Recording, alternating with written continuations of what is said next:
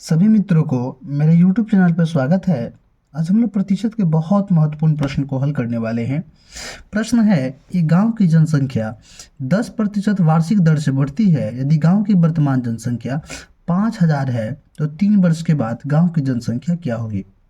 देखिए, प्रश्न में पूछा जा रहा है कि कोई गांव है और उस गांव की वर्तमान जो जनसंख्या है वो 5000 है, ठीक है। और प्रतिवर्ष गांव में 10% की वृद्धि हो रही है।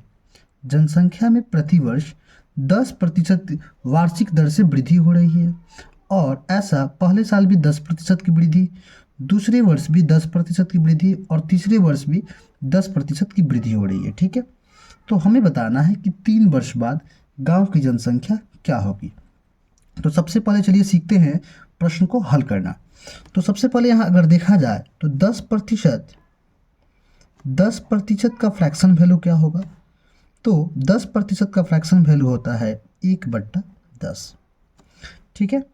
यानी अगर कोई संख्या है, मान लीजिए गांव की जनसंख्या, मान ले कि गांव की जनसंख्या अगर 10 है और 10 में अगर 10% की वृद्धि हो तो 10 पर 1 की वृद्धि होगी, ठीक है।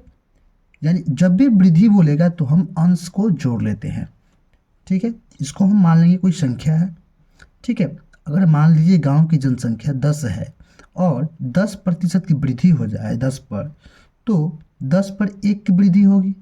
यानी 10% की वृद्धि के बाद वह संख्या जो होगी 11 हो जाएगी, ठीक है। तो हम क्या करते हैं कि इसको इस प्रकार से लिखते हैं। एक तरफ हम लिख लेते हैं वर्तमान और एक तरफ लिखेंगे वृद्धि के बाद,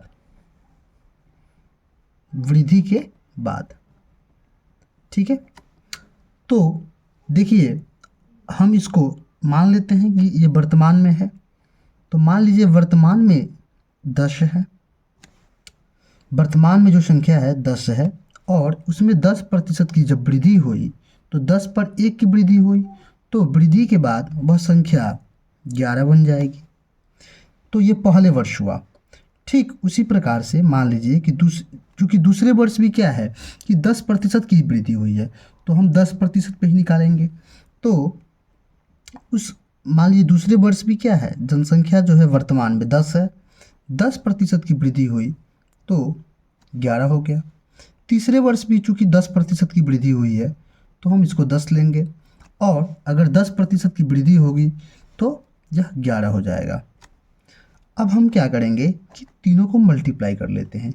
10 में 10 का 100, 100 में 10 का, तो यह बन गया 1000, ठीक है। उसी प्रकार से 11 में 11 का तो 121 हुआ और अगर 121 में 11 का मल्टीप्लाई करेंगे हम तो हमें प्राप्त हुआ 1331, हमें प्राप्त हुआ 1331, ठीक है। अब थोड़ा सा इसको समझ लेते हैं।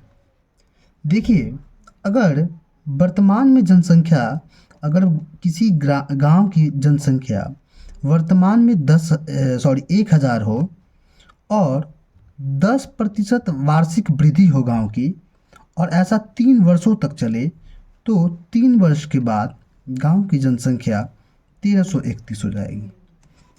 तो चलिए हम प्रश्न को आगे हल करते हैं।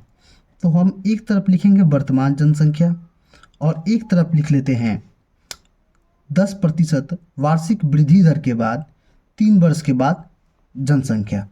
तो इधर हो गया 1331, ठीक है। यानी वर्तमान जनसंख्या अगर 1000 हो तो 10% वार्षिक वृद्धि की दर से 3 वर्ष के बाद जनसंख्या 1331 हो जाएगी।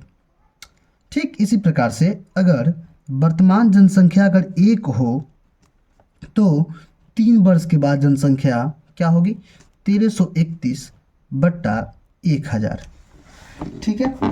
अब देखिए, प्रश्न में कहा गया है कि वर्तमान जनसंख्या अगर 5000 हो तो हम क्या करेंगे, 5000 लिख लेते हैं।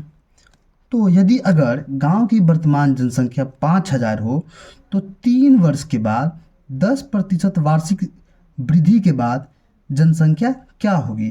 तो हम क्या करेंगे, 1331 का 1331/1000 और हम मल्टीप्लाई कर देंगे 5000 से। अगर आपने एकीक नियम पढ़ा है तो इस चीज़ को आप लोग समझ रहे होंगे।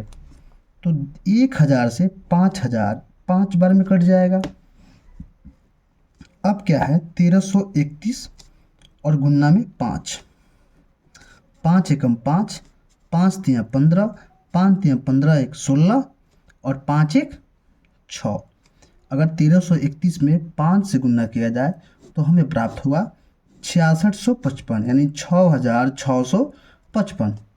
अर्थात अगर किसी गांव की जनसंख्या 10% वार्षिक वृद्धि की दर से बढ़ती है और अगर गांव की वर्तमान जनसंख्या 5000 हो तो 3 वर्ष के बाद गांव की जनसंख्या 6655 होगी।